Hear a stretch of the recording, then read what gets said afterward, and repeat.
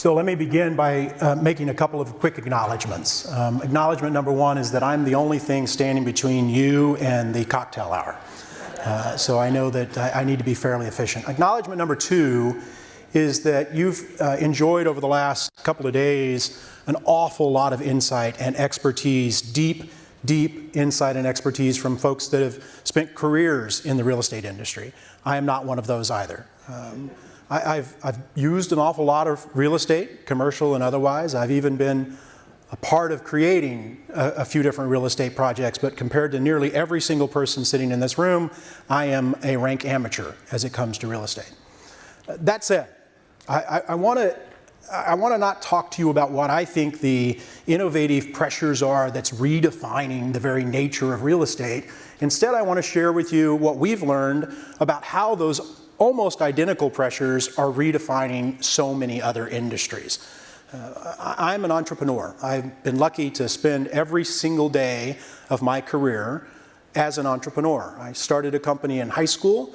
I've been lucky to never have anyone sign a paycheck for me, but I've created a lot of jobs and signed a lot of paychecks. And today, most of my involvement in the entrepreneurial scene is not just in the hundreds of companies that I have started over the years or been a part of funding, including several nonprofits, including several for-profits that ultimately ended up becoming not-profits. But realistically also what that entrepreneurial point of view means for so many other industries. My organization, TechNexus, today, we partner and joint venture in some cases with companies across varied industries. We work with the largest recreational boat builder in the world. We work with the largest manufacturer of fire trucks in the world. We work in the aviation industry, in the mining industry. We've done work with big commercial construction companies. We've had conversations and done work with large financial exchanges, and every one of those conversations begins with this understanding that there's something new afoot, that the status quo is being disrupted today at a way and at a pace that it has never been disrupted before. 734 of the companies that were on the Fortune 1000 list a decade ago, 74% of the largest companies in the United States just 10 years ago are no longer on that list today. Half, as we sit here today, half of the Fortune 500 will not exist in 10 years. That is unprecedented in world economic history. That amount of disruption, that amount of churn is something that the global economy has never, ever seen before. That has profound impacts, whether you're a boat builder, an aviation company, a mining company, and certainly has profound impacts on the real estate industry, which is one of those industries that is fueled by so many other industries, dependent on so many other industries, and in some cases fuels those. This pace of disruption, this status quo doesn't satisfy anymore, is quickening. It's happening faster and faster, not slowing down. Whole companies, in fact, whole industries are finding themselves rendered almost irrelevant overnight. You've heard many examples in conversations and anecdotes throughout the day today. It's not just quickening in terms of a measure of time. Quickening, the dictionary tells us, is also a noun. It's that first moment when you realize or sense that something is different. The quickening in a new mother is that moment when the baby first kicks and they realize there is life. Quickening as a noun is also that first tinge of a cold or a virus or an illness that may be coming on. That moment, that precise moment is the quickening. And I think globally, our business world and all of these industries are at that precise moment of quickening. We heard earlier from former senators and secretaries of the cabinet that the global political environment was so disrupted today. So is the business world, maybe arguably more, but for many of the same underlying causes. It's the pace of innovation, it's the pace of technology, it's the disruption that's coming from the outside in.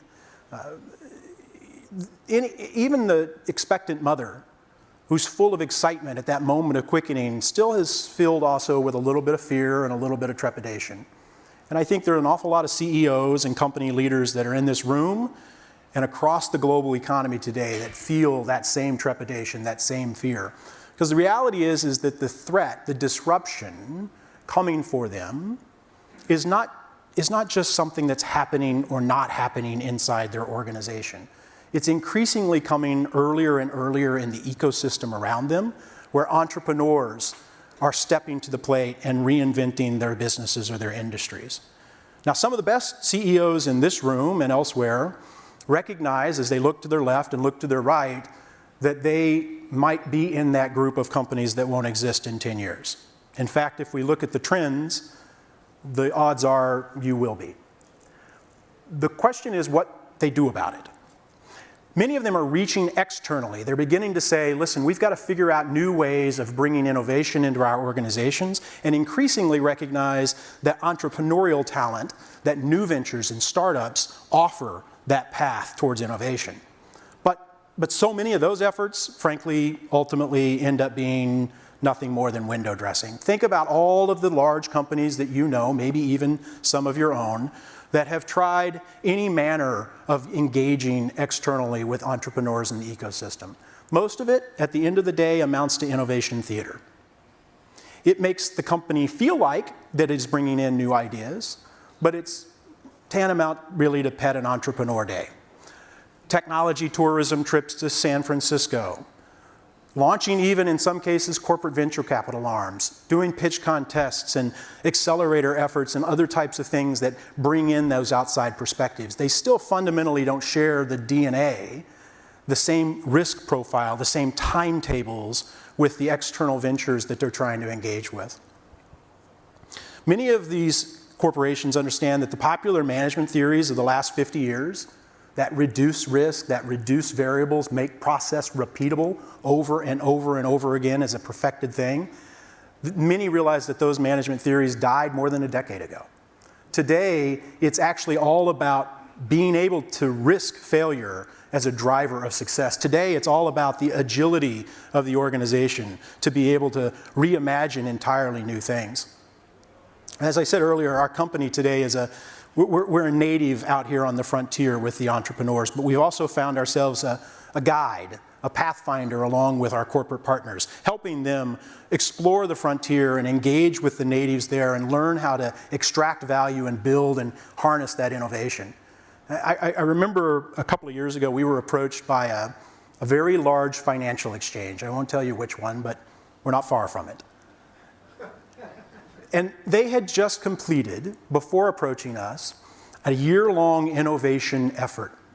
It was designed for them to reimagine what's possible. They knew the business that they had built and grown for decades was no longer a viable business for the future. So they needed to reinvent their future. They needed to figure out what their value proposition would be to new customers or existing customers.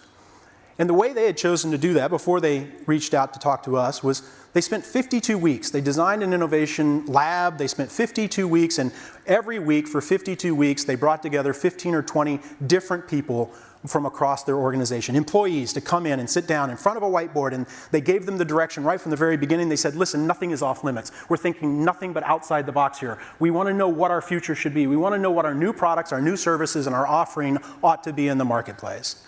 Simultaneous with those weekly meetings for a year that they did with all of their existing employees, they also went out on 52 customer visits. They met with prop trading firms and hedge funds and everyone else that they had had some sort of a customer relationship with, and they asked their customers the exact same questions. What do you need us to be? What is the future of our industry, and how should we change to become relevant in that future? By the time they finished that year and came to us, they were disappointed because the only thing that they had heard, the only thing that they had learned talking to all of those internal stakeholders and all of those existing customers was better, faster, and cheaper.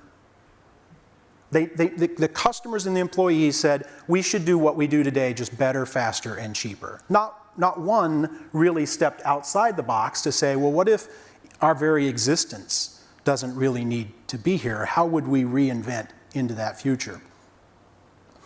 We partner with companies like boat builders and aviation companies and financial services firms to build an ecosystem. So many of these companies today believe that they have successfully built a moat around their future success.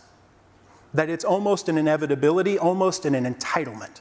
Doesn't matter how big we are, no one can really disrupt us as well as we might be able to disrupt ourselves and invent our future. The reality is that moat has just blocked them off from exploring the ecosystem beyond. They don't have the drawbridges to get beyond the moat to be able to go and explore what entrepreneurs and even large other companies, not just known competitors, but in many cases, unknown competitors. We've heard today alone from so many different companies. Think of the Google example. Companies like Google and others with enormous resources that are collapsing into entire new industries, that are trying to figure out how to replace, in some cases, perhaps even much of the real estate industry or the value proposition of many of the companies in this room. So the competition is external, and it's early, and it can be late, but it's really about what large CEOs and what large companies are figuring out how to build that ecosystem and extract the value out of it. I think the example, I'll give you just a couple of others. I'm talking to you right now. I think I saw someone walking around with a Shure microphone. This is a Shure microphone. In fact, the Shure microphone that the person in the audience was holding is the microphone you imagine when you imagine a microphone is a Shure branded microphone. It's black, it's fat bass, got a big silver head on it. Every rock star wants to sing into it. Every college auditorium or room like this that you've ever stood up at the table and asked a question in, you probably were talking into a Shure microphone. They're a Chicago-based company. They've been around for 96 years. They literally are the gold standard in microphones. They're also one of our corporate partners and came to us a couple of years ago whenever they said, you know, we were at an auditorium where normally a student would get up and walk down to the microphone, precisely an SM58 microphone that we invented 36 years ago and have sold billions and billions of dollars of. And they would stand up and they'd say, my name is Terry, and this is my question. And they'd use the Shure microphone to do that. But at this time, instead, they just reached into their pocket and they pulled their phone out and they pushed a button and talked into it, and it automatically amplified them over the sound system. It automatically put them up on the screen and knew who they were and knew what their background was and introduced them to the crowd so they didn't have to do that. And the people from Shure, great company that they are, all collectively puckered and said, oh crap. Like the thing we've sold billions and billions of dollars of, literally overnight has just been demonstrated to be completely, not only unnecessary, but inferior. So when we began to partner with them, it was around those types of questions. Not just where is disruption coming, but where does a 96-year-old company, an enterprise that is literally the gold standard in what they've done for decades, find growth? Where do they find their white space? And how can they do that, perhaps through collaboration with an ecosystem? We've invested in over 30 audio-related companies in the last 18 months. Companies that are working on thinking about audio in entirely new ways, new use cases. We've also facilitated proofs of concepts and pilots and collaboration between that portfolio of audio-based companies and Shure, so that some of those companies have begun to emerge as companies they probably want to acquire. Most of those companies are begun to emerge as companies they want to partner with, develop channels with. Some of those companies, they just need to watch grow so that they can keep a pulse not only on that disruption, but their growth opportunities that are coming down the road. We've done the same thing with all of those industries that I talked to you about earlier. The real estate industry, I think, because it depends on so many of these other companies, and also because it's sort of having to ask the most fundamental questions that we've been hearing throughout the day. Why do we build? What is the purpose of occupying? What's the future of real estate if the real estate itself isn't the core asset value?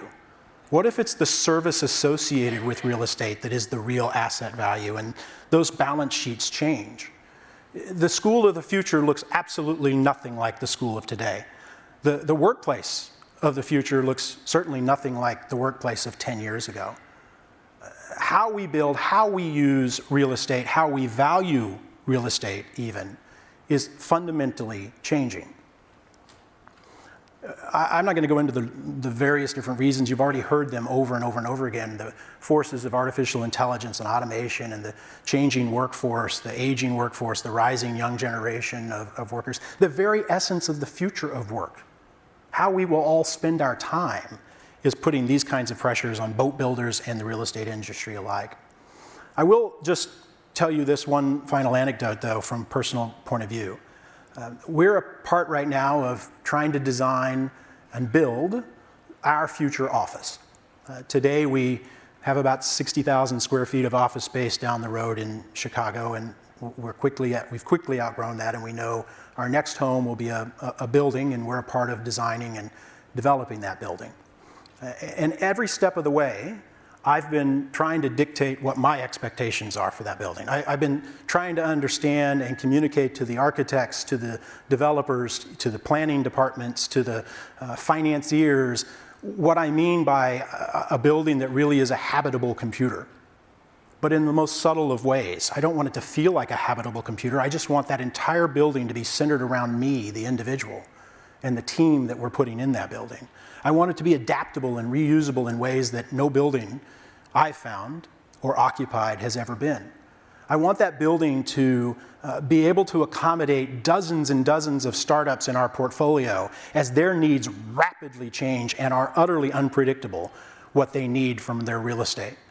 And I want it to be able to support the corporate partners that we work with that need entirely new ways of collaboration, new points of collaboration with this ecosystem beyond their moats. The building of tomorrow, the building of our future office for our company, I think is the same building that we've been hearing about over and over again throughout today, and that most customers, most tenants, most users of real estate are someday going to need. So I think the future of real estate is absolutely intertwined with the future of all these other industries.